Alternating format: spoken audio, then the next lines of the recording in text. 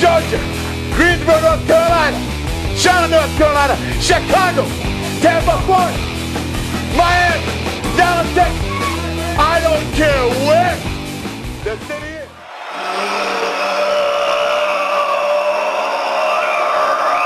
All right, everybody, it's episode 3 of the Weekly Pro Wrestling Rush. I'm Jeff Jaros here with Steven Lane and Matt Shadis once again. And we're back this week to discuss the world of professional wrestling and as we know it. And first of all, I wanted to discuss TNA. Well, I had to force myself to watch it just because we were going to discuss it in this program. But I have to tell you that it's been so long since I've even watched an entire episode of TNA because I'm just not interested. And actually watching this episode gives me a whole new look to why I don't really like watching it and why I can understand that anybody doesn't like watching it. What do you think, Steven? Yeah, it's pretty unbearable most of the time, and I haven't really understood what they've been doing lately with the whole, they're not doing it now, but it was like, they were doing like a pay-per-view TV gimmick thing. It was like Genesis Part 1 and 2 weeks in a row on TV. Right. I don't understand what they're doing, you know? Yeah, and they've been doing that lately because that's the one I went to back in, I think, August or September. I can't remember what month it was even now that I got won those free tickets to go to. They had a No Surrender live, on TV. Yeah, what is I didn't get it either, but it was fun to go to. But, they kicked off the show, with a big reminder to everybody why people probably aren't tuning in. With Magnus come walking out with Rockstar Spud and EC3. And I'm going to tell you what, anytime they put Rockstar Spud on the screen, there's going to be people changing the channel, in my opinion. Because that guy, where did they get this guy? I don't know. He was one of those, when, was it Bruce Pritchard, Al Snow, was doing the whole... Okay, yeah. He was one of them guys, huh? I believe he was one of those guys. I could be wrong, but he was. And that's funny because that's around the time I wasn't watching, so go ahead. Okay, but yeah, I believe he was one of those idiots, and then, he disappeared, and then now they bring him back as like he's like the Vicky Guerrero of TNA, basically. Rockstar Spud, he's so small. He's so stupid. He really doesn't have any kind of, I don't even know why they have him out there. No, he's not a real wrestler, and he's not... Not really. I didn't even know that he was on that show, that he was actually a real you from what you say, he was trying to be a real wrestler anyway. Yeah, but at 135 pounds, it's kind of hard. Yeah. So Angle came and thank God came out with Joe and fought him off, and then they got all mad and said that they were going to put their contracts on the line against him later in the night. Yeah, and so then they went on from there. And I made notes all this. So then they went on from there, and they had a women's match, which I'm just going to kill off the women's things right now because does anybody agree with me? Like, neither WWE or TNA even cares about women's division anymore. No. What's your opinion on that, Matt? On the women's division? Yeah, on both the knockouts and the women's. Do they even care anymore? Well, I can't really speak on the TNA side of it because I don't think I've ever seen a full episode of Impact. Let me tell you, it's just as bad. What do you think, Steven? Well, as far as the women go, I don't think they give them enough time. I mean, Monday, Naomi and McFarlane had a nice little match this week. A little battle royal is it. I mean, if that's all they're going to give them, they can't. That's all I can do with them. I don't even understand why they have a division. Yeah, it's really it's mind-boggling what they're doing with them. I really don't understand. They have nobody really that you want to see as a women's wrestler. I mean, the days of Trish Stratus and stuff, they actually put on some good matches. Lita, Well, they've got a couple women on the NXT roster that are solid wrestlers. Yes, and I have seen some of them too. That Paige is good. But I'm just saying that it just shows you that how they don't. Yeah, I mean, there's a lot of girls that can wrestle, and I'm not giving anybody saying that that they don't have girls that can wrestle. I'm just saying they don't care about the divisions anymore. It's almost like, why are they on there? No. So they had Velvet. What'd they do? They had Velvet Sky getting something where Chris Sabin came out. And I don't know about Chris Sabin either, to tell you the truth, so.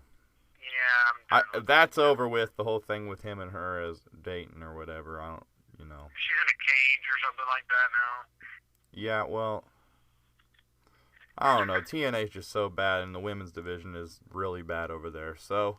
Oh, dude, it's terrible. Then they had some kind of backstage segment that I noted that they made Rude look really terrible, Bobby Roode look really terrible whenever they had Joe just slap him around the throat and just kind of manhandle him backstage like a little bitch, in my opinion. Yeah. Did they not? Was that not a stupid That was terrible. What was segment? that? So, yeah, they did all that. And then, you know, they come out with the Bad Influence, which I actually like Daniels. And are you there, Matt? I'm sorry, you were breaking up there. Okay, well, I actually like Daniels and Kazarian as a Bad Influence, but like I always say, these guys have been like squashed in TNA for years, and they've never done anything with them, and I don't think they ever are, because they had Gunner and Cowboy in their little confrontation because they're mad at each other, but then it just ends up that they're cool with each other at the end, and then Daniels and Kazarian get pinned and lose, so I don't even know. And weren't they with Rude at one time, or? Yes, they were. That was when Rude, I believe, was champion, I think. The one I went to, they were together still, so I don't know. I guess he's not in Bad Influence anymore. Yeah. I don't know if it was so much he was in Bad Influence. I think it was just Bad Influence was just kind of like, hanging out with him. With him, I guess, but... Well, it's like, just when I think, hey, they might push these guys this time against Gunner and Cowboy, James Storm, they didn't. But I like James Storm, I have to note that. He's good. Yeah, he's okay. He could have a good WWE run, in my opinion. Yeah, I think he'd be alright. Yeah. His song's just terrible. Yeah, well, then on to the next. After that match, they went on to the segment with Dixie and Spud, and I'm going to tell you what, they started out the end segment with Dixie and that Spud guy, and then when they came off the commercial, they still had him on there, and I'm telling you right now, that's like immediate channel flipper right there for somebody watching. Dude, Dixie's terrible. Dixie, and I have that noted too, it's funny, Dixie is horrible, you know, so as an on-air personality, you can't get any worse. And it's like, I know you're not really a mean person in real life, so why are you trying to act? And you're not even a good actor, you know? No, at least Stephanie can act like a bitch. She can't even act like it, so it's like really crazy. Stephanie is awesome, and Dixie is like terrible. That's the only word I can think of. She's brutal. It's brutal to watch. Yeah, it's real brutal. So the Dixie segment,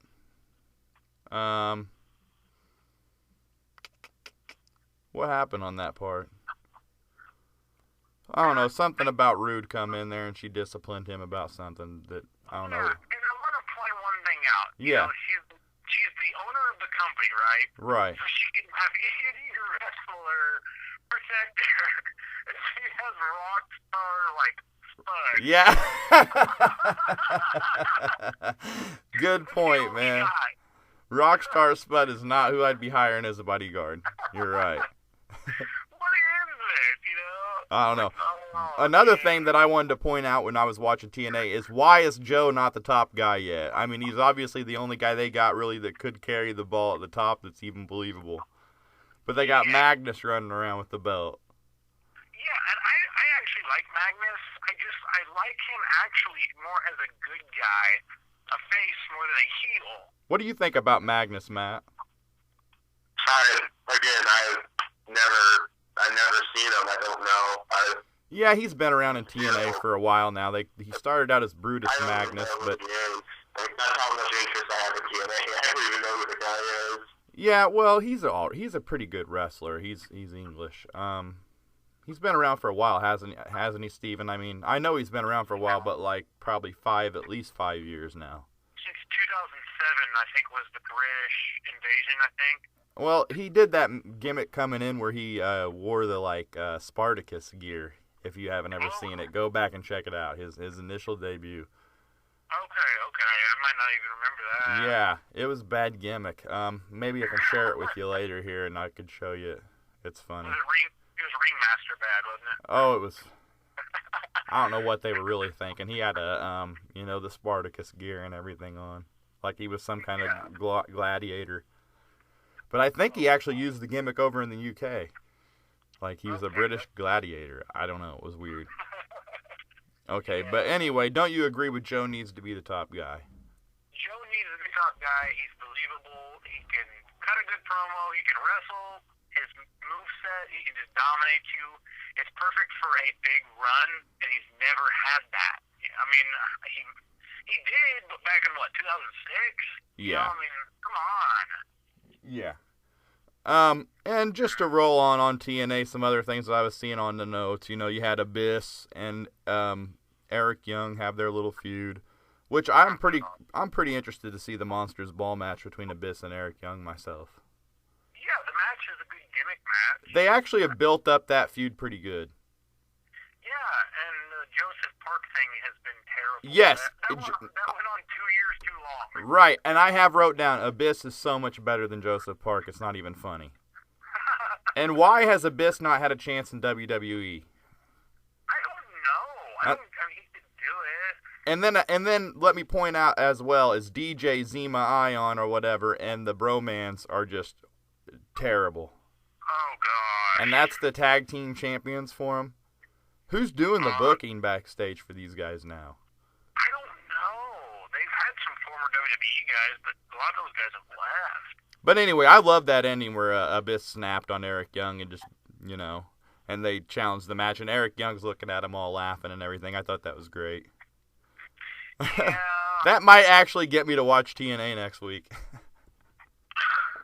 See you next Thursday. Oh, boy. Who's the Hemi Stalker? Wow. Who's Christy Hemi's stalker? Did you see that? Yeah, I don't know who it is. I don't know why they're even bother doing this. I don't know either. And I got I just got a few more notes about TNA here too. I got just pretty much Bully Ray when he comes out. It's just terrible, immediate. You want to just flip the channel.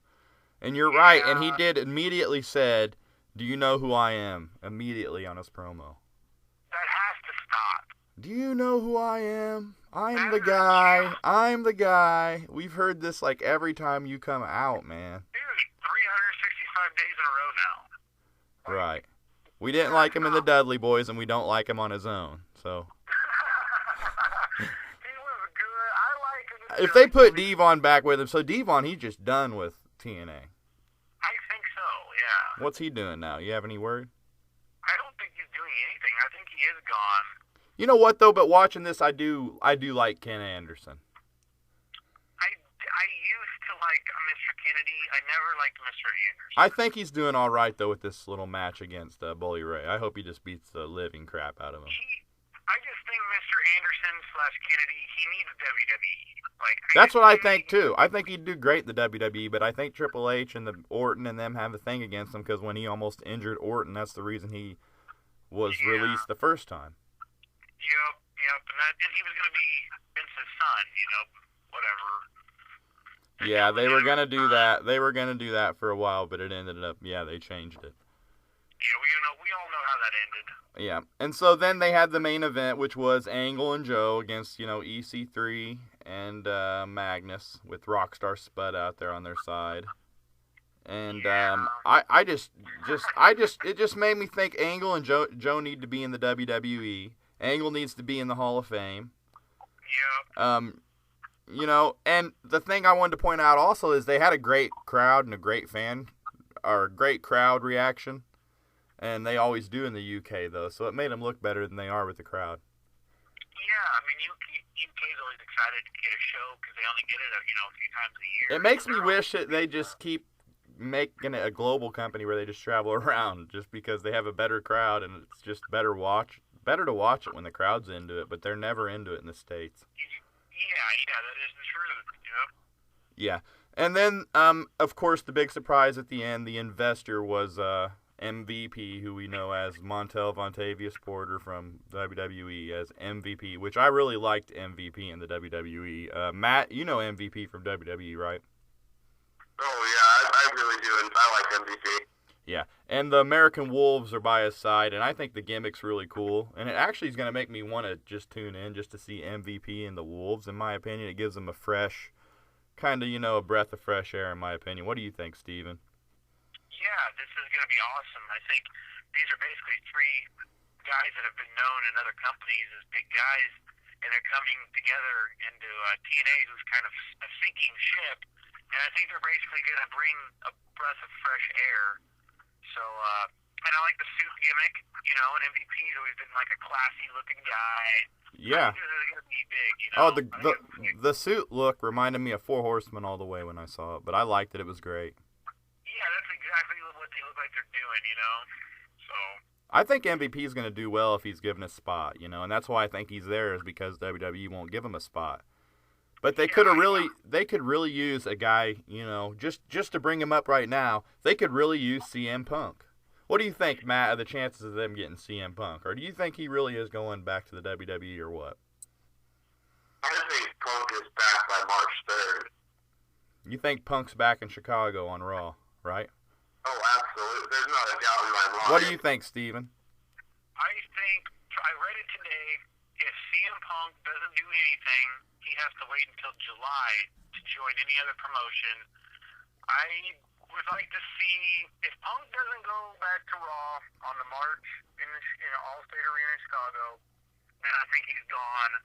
Because he keeps telling, everybody, I've made enough money and I don't care if I go back or not. It's like, I don't know. I'm caught up in the limbo. I don't know if it's got me thinking it's a work sometimes, but then some of the stuff that I read's got me thinking that they're pulling him slowly from all the ads and everything that they had. So it's got me thinking that maybe he's done. I know Vince wants him back really bad, and Triple H doesn't want him back, which could be storyline-wise right there, which I've talked to both of you guys about it. But also, it could be for real. You think, though, Matt, that it's definitely a work, and he'll be back March 3rd? I think at worst that March 3rd, if he's not there in Chicago, that'll be the night we know for sure. I'm going to predict that he might be back by WrestleMania. Can you imagine what would happen if CM Punk does not show up in Chicago? I just think the crowd's going to be insane in Chicago if he does not show up. That crowd is going to just destroy the entire show. Yeah.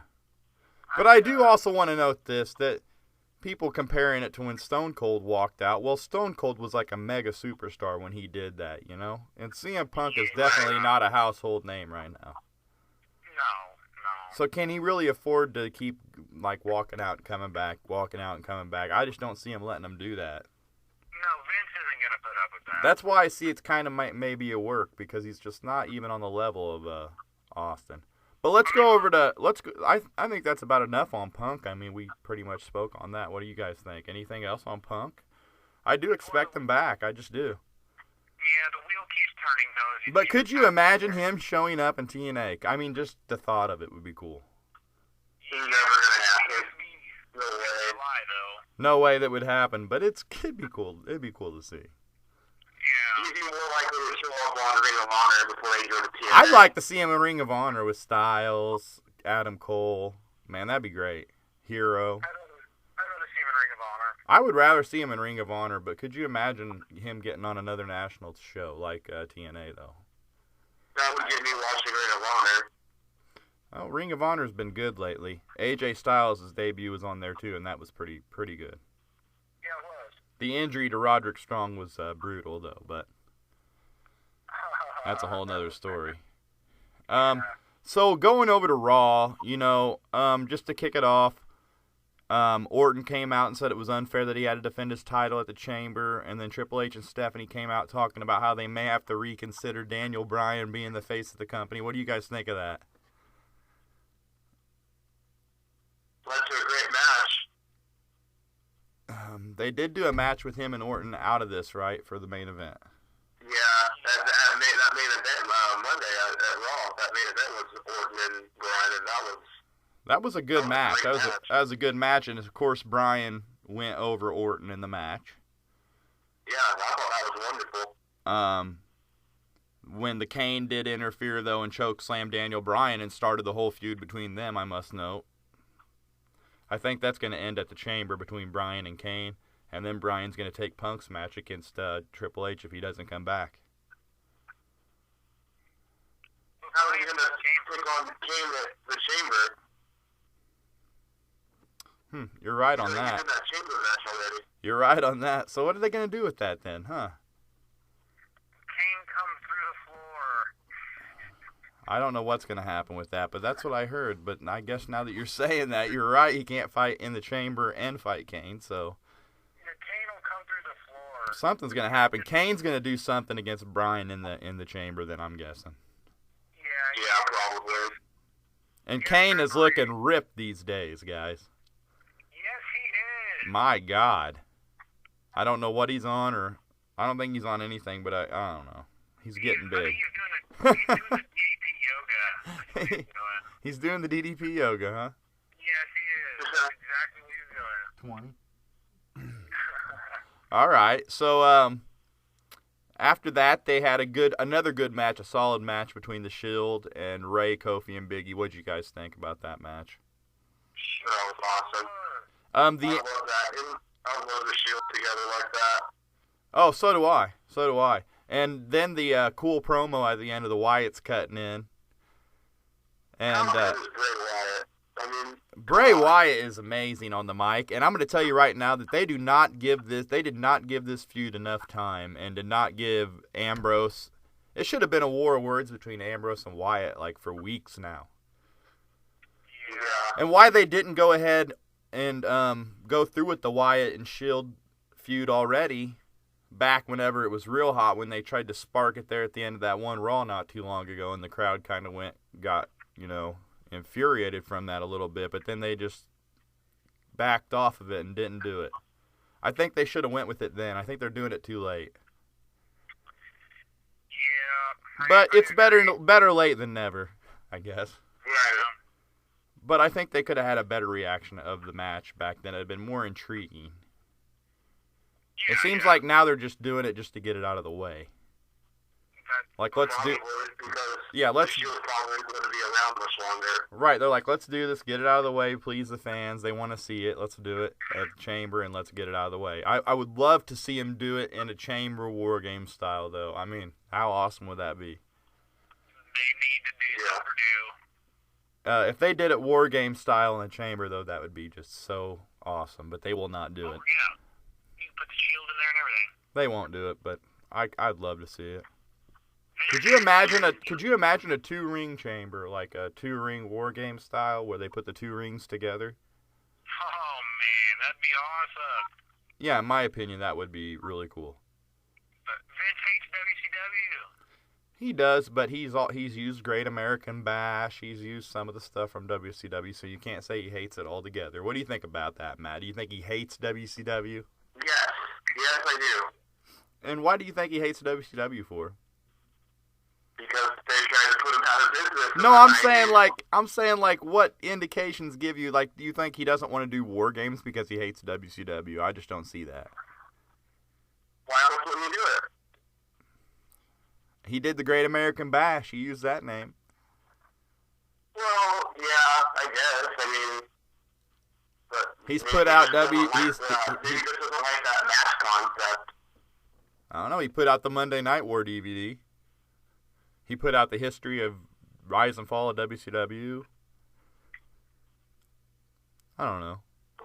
It's debatable whether he actually hates WCW or he just hated Ted Turner and what they were trying to do to him, all those guys. So,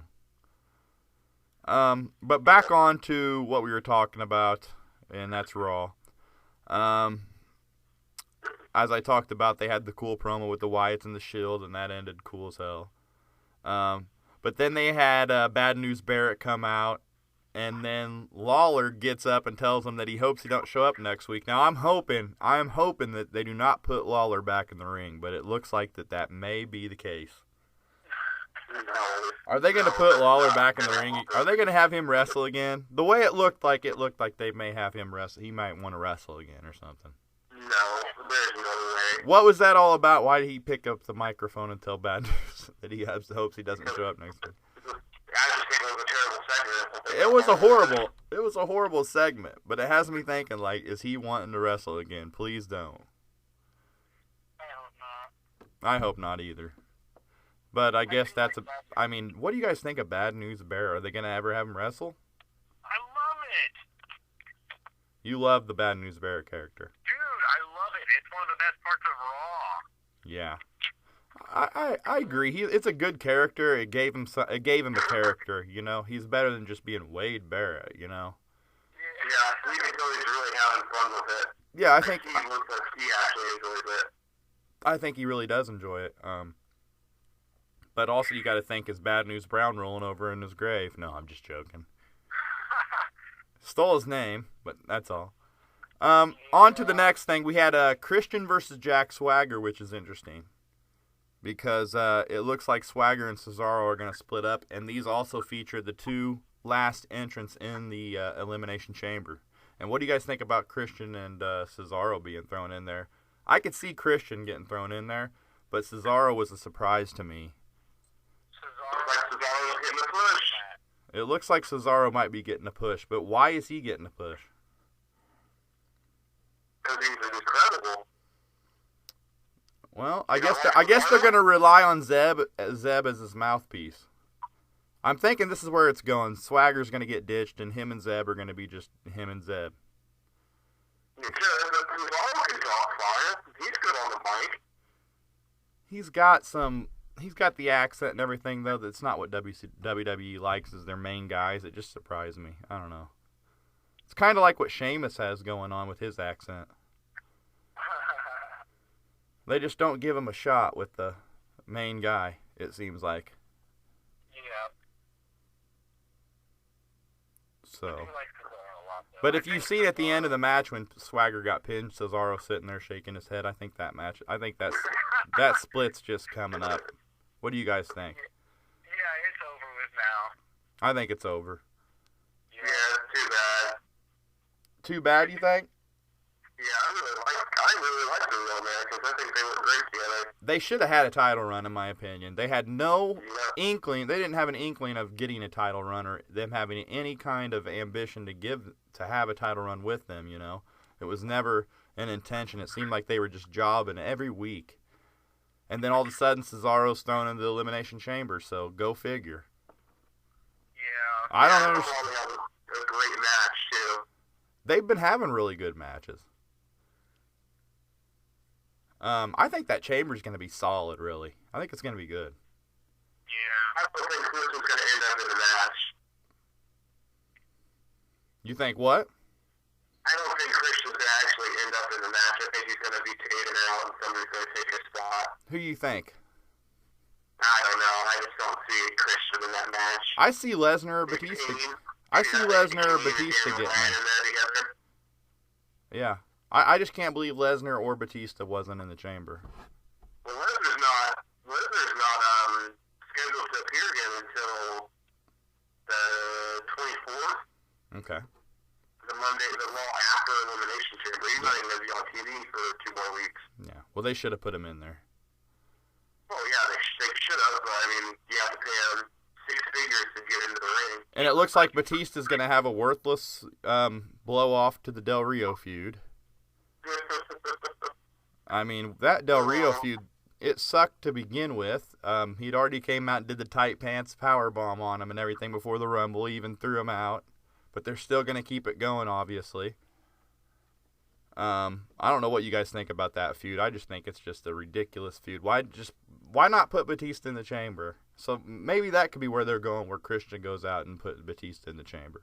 But you guys think about that segment, though, with Del Rio. I'm sick of Del Rio and Batista.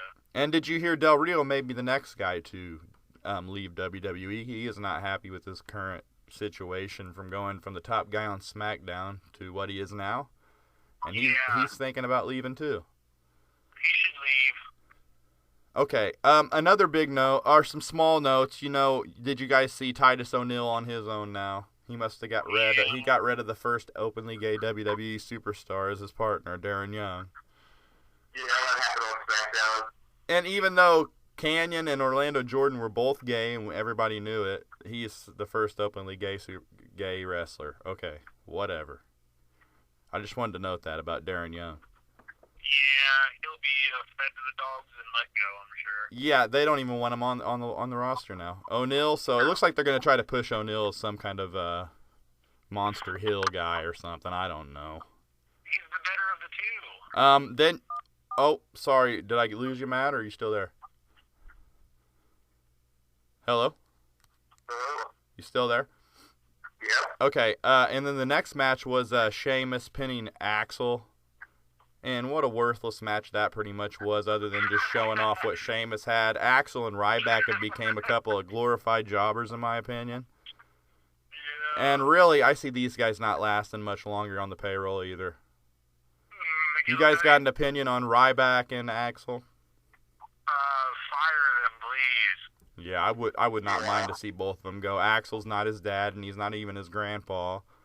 And Ryback is just getting ridiculous. If they're not going to do anything with Goldberg, just get rid of him.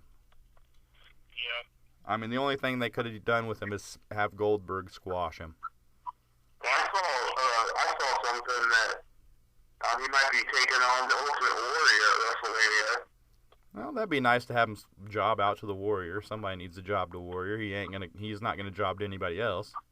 Right. So that's perfect. Well, maybe they'll keep Ryback around till after Mania then. Maybe they'll have him job to Warrior and then see you later. Thanks for coming. I wouldn't mind seeing him get rid of him. I think he fills up a roster spot. Axel too. Zack Ryder also. What else do I got noted here? You had the Wyatt family. Pin, Truth, Woods, and Ziggler, and that's another guy I hate is that Xavier Woods. And it seems like they're just burying Ziggler just worse and worse every week. Yeah, he pissed somebody off. Anything on that? The Wyatt family had a good match, and then they had then the Shield had their promo come on, which was pretty cool, to fight back at Wyatt. And that's should have been going on for weeks now, in my opinion. Because when is the Chamber? Is it in a week or 2 weeks? It's 2 weeks. It's on the 23rd. So maybe they do some really cool stuff leading up. I'm hoping. Because these two guys are too talented to not showcase their promo skills against each other when they're leading factions against one another. Right. I'm sure you guys agree on that for sure. You had a really what else was I going to say? Okay, yeah, the cage match. That's what I wanted to get down to. Now, I don't know what you guys thought, but I thought the match itself was a terrible cage match. It could have had a lot better spots in there. And also, this is just the kind of thing I'm talking about. How can you have a cage match with no blood and no brutality and make it PG and make it watchable? I hated it. The moonsault by Cody was the best thing, but obviously the botch was even more noticeable than the moonsault himself because he just pretty much belly flopped. It looked painful. Hopefully Cody's okay. I'm pretty sure he is, but I think Road Dogg totally missed a spot there. I don't know if both of them were supposed to be under him, at least Road Dogg to break his fall. What do you guys think on that? On the whole cage match itself. I mean, what did you think about it being weak? I thought it was weak. I thought it was okay, but I do like the Outlaws, and I liked how the match was in the middle of Raw. Like, it was like, hey, It was like second match in. Yeah, and I like that. I like where it was on the card. And I love the Outlaws. I think they're actually going to be a good run for a while, man. I think they're in good shape. Looking like a match with them and Cody and Goldust at the Chamber. That would be good. I think they're going to keep this. I think they're going to keep this feud going. And when is Cody and Goldust going to start this little feud for Mania? I'm thinking at the Chamber would be the perfect time. Because I was for sure they were going to start something in the cage. And they didn't. So I was for sure that was pretty neat though. You guys got to give it to Cody on the moonsault. I haven't seen something like that since back when Angle did it. Yeah, bravo. That was awesome. So yeah, bravo on that spot for sure, Matt.